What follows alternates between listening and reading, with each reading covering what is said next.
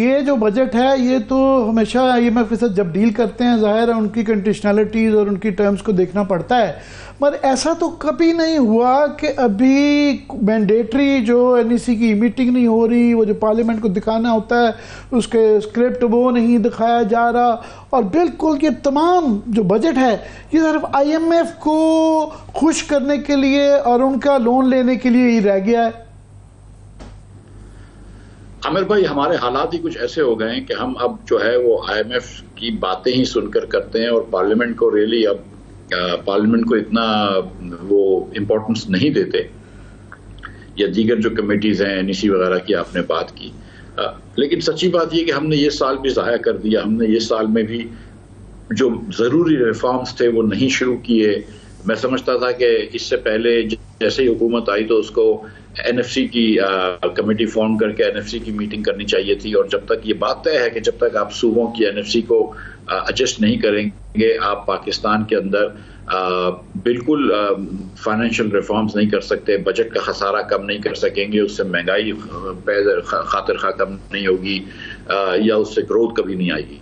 उसके बाद फिर जो बजट की प्रायोरिटीज हैं उसके अंदर कोई ऐसी बात नजर नहीं आ रही हुकूमत की तरफ से कि वो जो अशराफिया है उसको कहीं से टैक्स करेगी, या जो टैक्स नहीं देते उसके अंदर कोई बहुत ज़्यादा वाइडनिंग करेगी, सर्विसेज के अंदर, प्रॉपर्टी के अंदर, एग्रीकल्चर के अंदर। वही जो नौकरी पेशा लोगों के ऊपर थोड़ा सा टैक्स बढ़ा दिया जाएगा, थोड़ी सी मैन्युफैक्चरिंग के ऊपर टैक्स लगा दिया जाएगा, कुछ एग्जेम्पशन ख़त्म कर दिए जाएंगे, और बस वही पैबंद लगा के ये आगे चलेगा मामला।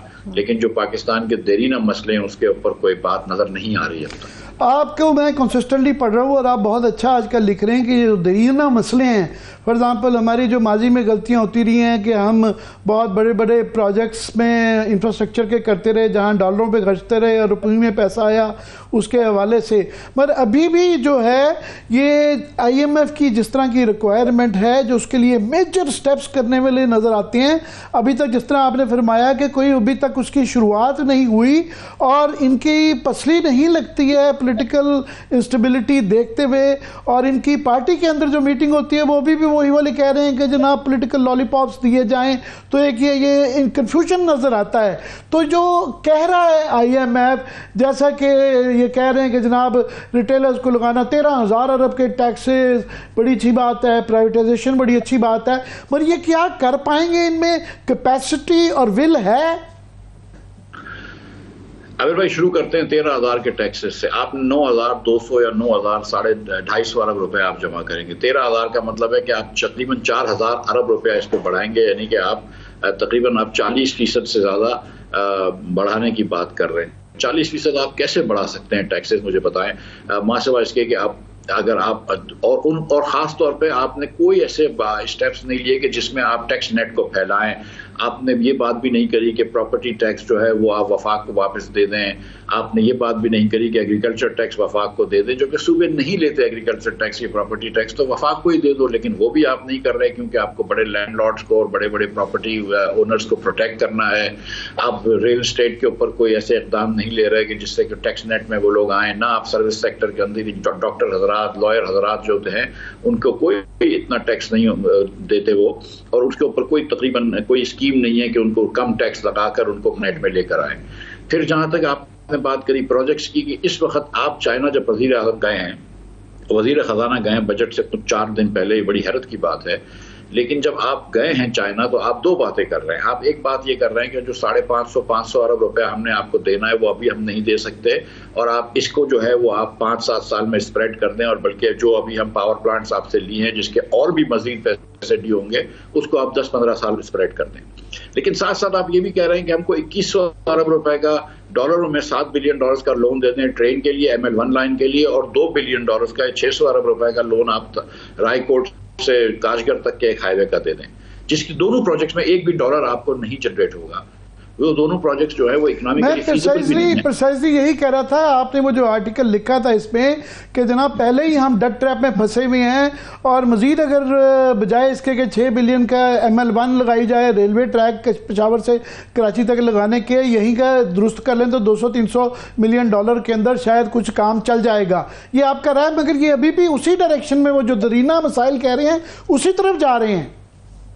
सर ये तो मसाइल में इजाफा कर रहे हैं ना, ऐसे ही कि इनको इदराक ही नहीं है कि पाकिस्तान जो है इस वक्त एक कर्जे के बोझ के तले दबा हुआ है। जो ये 9 करोड़ लोग महंगाई के वजह से 9 करोड़ लोग खत गुर्बत के नीचे गए, 1 करोड़ लोग इस साल खत गुर्बत के नीचे जाएंगे। ये इसलिए जा रहे हैं कि एक तो महंगाई कमर तोड़ है, अब महंगाई थोड़ी सी कम हुई है लेकिन अब भी बड़ी तेज महंगाई है, और दूसरा कि कोई इकोनॉमी में ग्रोथ नहीं है। जब कोई इकोनॉमिक ग्रोथ नहीं होगी तो बेरोजगारी होगी। ये जो इन्फ्लेशन कम हुआ है ये भी आसानी से नहीं हुआ है, ये हुकूमत ने अपने अखराजात कम नहीं किए, प्राइवेट सेक्टर को मार डाला है आपने। प्राइवेट सेक्टर के अंदर आप देखें कि गाड़ियों की इंडस्ट्री हमने तबाह कर दी। उन्होंने जब वो गाड़ी की इंडस्ट्री बंद होती है, जब टोयोटा या होंडा अपनी शिफ्टें बंद करता है तो बहुत सारे लोगों की नौकरियां जाती हैं।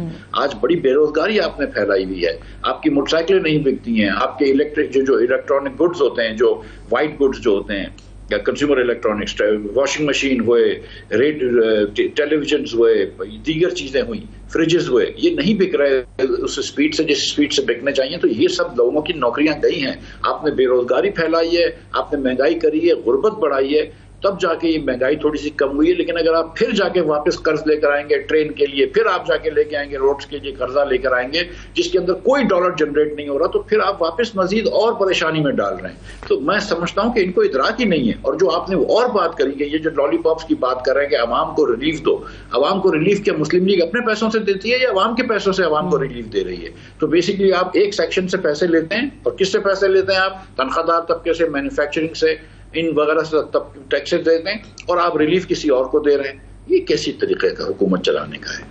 ये महंगाई के पीछे एक फैक्टर तो बहुत बड़ा रहा कि इनकी और पाकिस्तान की खुशकिस्मती है कि इंटरनेशनली जो है ऑयल की प्राइसेस जो है 85 बैरल पे आ गई हैं, तो ये इसके अंदर वो बड़ा था। मगर ये आपको सस्टेनेबल लगता है कि लेट से कि पेट्रोल ऊपर चला जाता है? ये बड़ी अच्छी बात है, मैं तो बड़ा सभी खुश हैं कि 11% पे अब जो लेटेस्ट महंगाई एकदम से इतना शार्प ड्रॉप आया है, तो ये सस्टेनेबल है आइंदा या ये अप एंड डाउन होता रहेगा?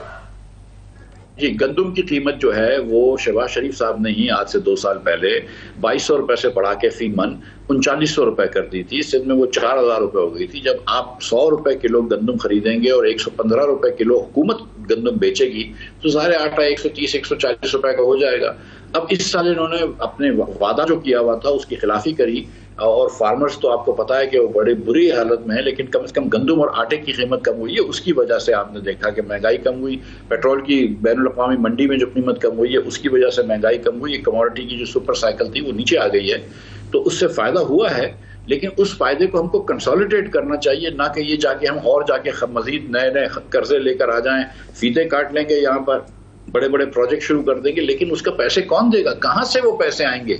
आपके पास जो आपने पावर प्लांट्स लगाए वो उसके पैसे देने को आपको है नहीं। आप जब ये ट्रेन लगाएंगे तो फिर कहां से पैसे आएंगे ट्रेन देने के लिए? आपके पास कोई रिजर्व तो नहीं है, कोई ज़खायर तो नहीं है। ये सीरियसली मतलब इनको इदराक ही नहीं है कि मसला क्या है पाकिस्तान का।